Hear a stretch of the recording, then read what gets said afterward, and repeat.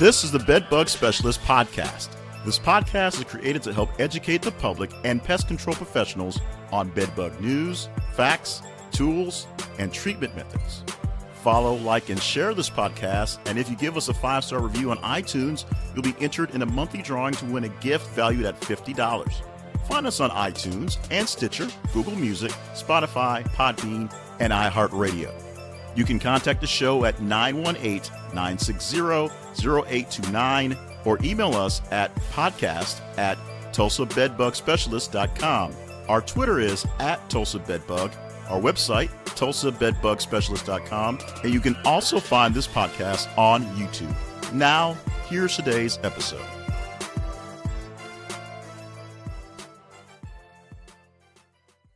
Hey guys, back for another podcast. Today's podcast will be the truth about DDT. DDT was a pesticide used way back in the day. I think the 30s, 40s, and 50s, around that time. But there's some misconceptions that bed bugs have came back because of that product being outlawed. The truth for DDT is people were getting sick, people were getting cancer, and women were having birth defects as well. And then it was outlawed, and there's some argument saying that, you know, if it wasn't outlawed, we wouldn't have the bed bug problem that we have now. There's other people that say that if we did have DDT, we wouldn't have this bed bug problem. I'm under the side that would say that we would still have a problem because travel has gotten so cheaper, items travel so quick, delivery of different things. You can buy anything across the country, across the world. And travel is so cheap, hotels, now Airbnb. So I really think we would still have as much of a problem if we still have that product. We still have, and right now we have extremely effective products and methods on killing bed bugs. So I don't know what the idea, I guess the idea was that DDT was, anybody was able to use it, and that was probably a big problem. Just like the products that we use at our company, everybody's not able and licensed and experienced to use a product. So because we know how to use it safely, and we've been trained with certain products and pesticides and insecticides.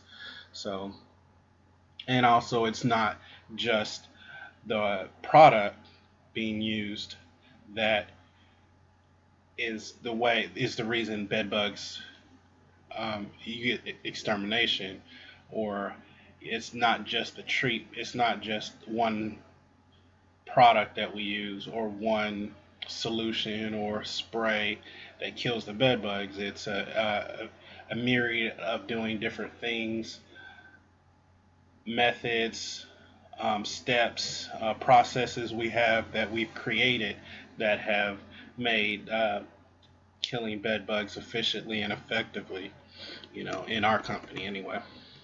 So anyway, so today we have an article that's going to be read, and that'll be it for today. So remember, please follow, like, and share this podcast.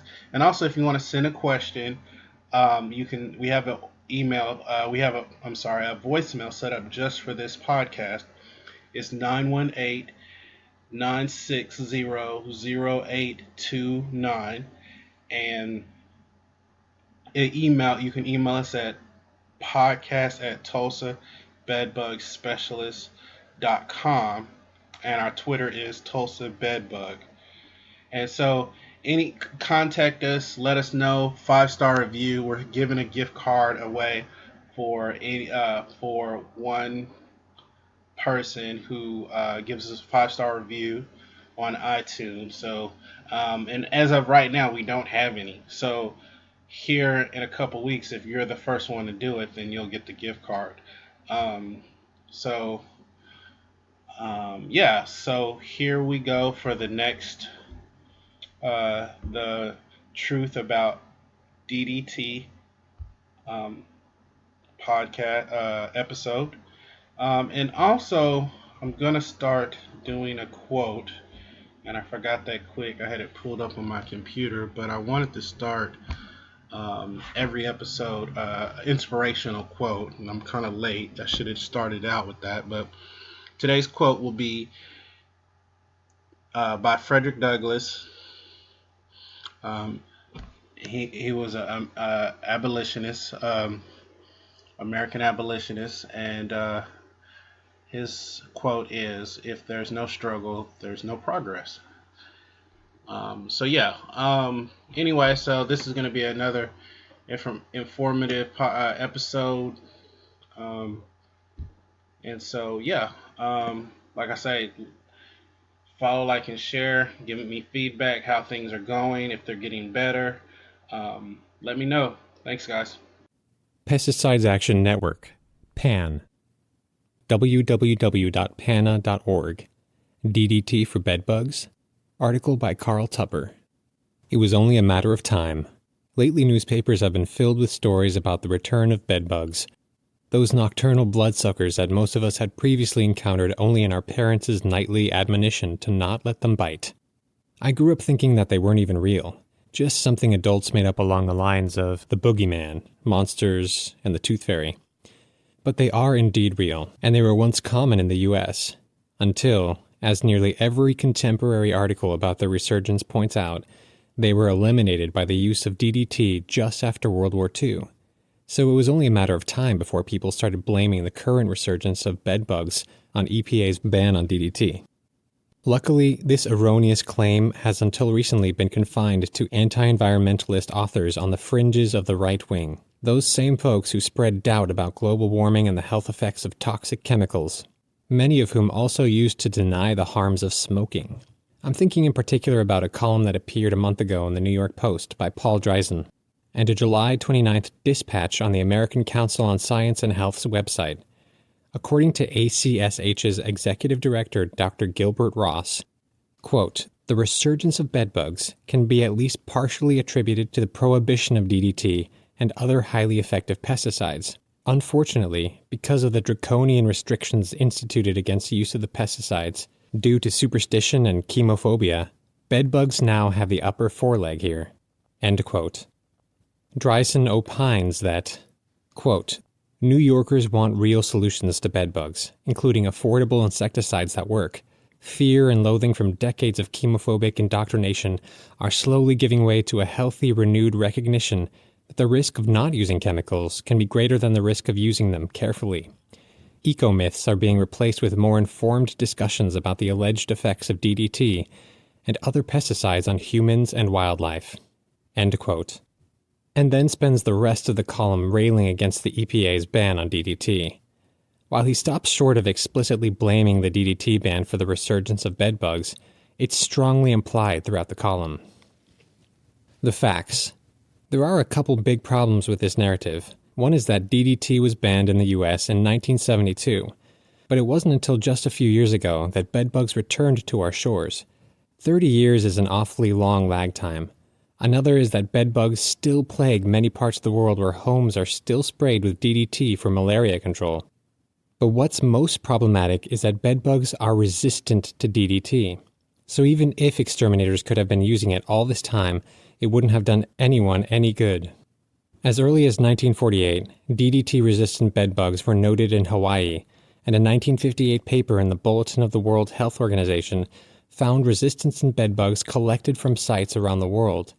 A few years later, as documented in an excellent post at New York vs. Bedbugs, the U.S. Army Environmental Hygiene Agency Medical Entomology Division was noting DDT resistance emerging elsewhere in the U.S., and by 1982, the World Health Organization was reporting that bedbugs were resistant to DDT almost everywhere. An EPA-CDC joint statement notes that bedbugs were widely resistant by the mid-1950s, 15 to 20 years before the EPA banned domestic DDT use.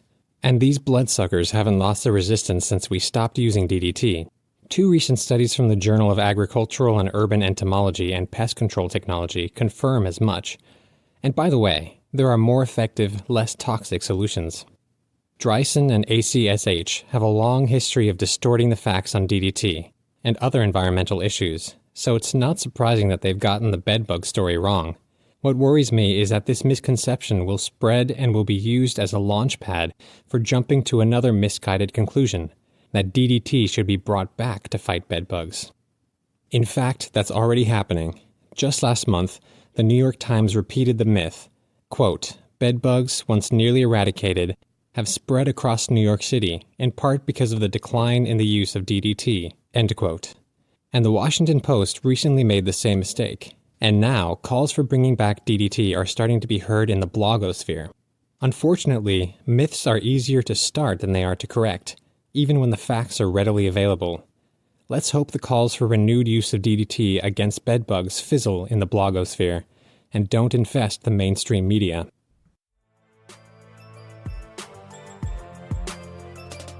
That's today's episode. Thank you for listening. Remember to share and like this podcast and Google us at Tulsa Bed Bug Specialist.